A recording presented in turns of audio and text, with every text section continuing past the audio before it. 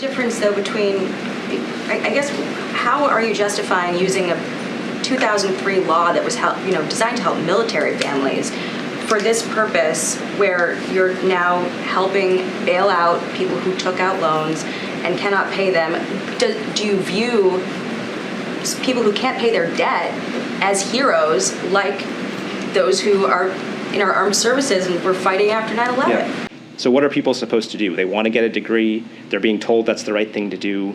They think it's going to help them. Universities. Why not build in something to make sure that borrowing moving forward is limited, or that universities don't just ratchet up the cost? Yeah, I'm glad that you brought that up because I want to address it. Remember, the president put out a 3-part plan on this, and the third part of it was accountability for colleges. Legal justification for this program. You're using a 2003 law to justify why COVID's a national emergency and why student relief or debt relief is needed.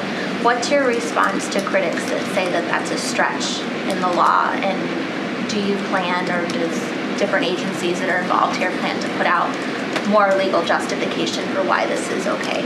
Well, look, again, I'm not a lawyer, so I don't want to get into too much of the legal nitty-gritty here, but what I can tell you is that both the Department of Justice Office of Legal Counsel and the General Counsel's Office of the Department of Education have looked at the text of the statute and believe that the action that the Secretary took and that the administration took here is legally justified. If a judge somewhere were to attempt to put a stay on the implementation of the student debt relief, would the payments still resume in January? The other side of the coin. So if the student debt relief were to be stopped by a court, would the other side of it, the payments still resume? Yeah, I'm not in a position to answer that hypothetical right now, but it's a good question. Updated Penn Wharton estimate, which says just the debt cancellation piece alone would cost up to $519 billion over 10 years, and then the total plan would cost upwards of $1 trillion.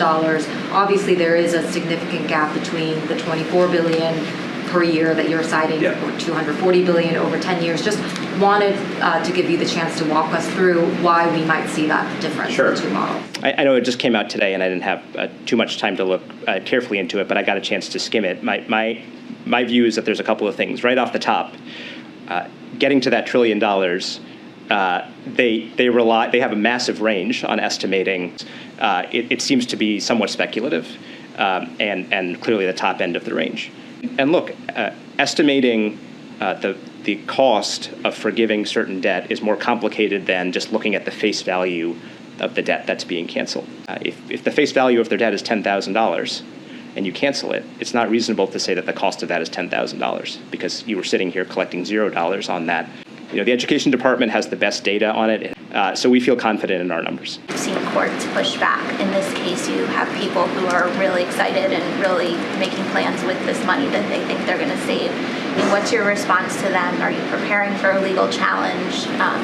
What's your response when people are reading that there could be legal uncertainty to your position? Yeah. Well, look, what we can say is that we believe we're on strong legal ground in taking this action. Of course, people can challenge actions in court. It happens all the time. It happens to this administration. It's happened to every administration in history. It's going to be up to the courts to decide whether those are valid claims or not. But we believe that we're on very strong legal ground. I know the president last month, when he made remarks about the Inflation Reduction Act, really highlighted the fact that it would reduce the deficit.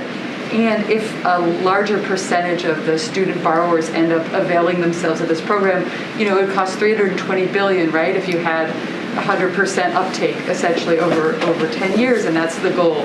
So, is there, I guess, can you acknowledge that some people would feel disappointed that this could basically wipe out the savings from that law? Yeah, no, I'm glad you asked about that because I think that there's a nuance here that's important to understanding why that doesn't quite work.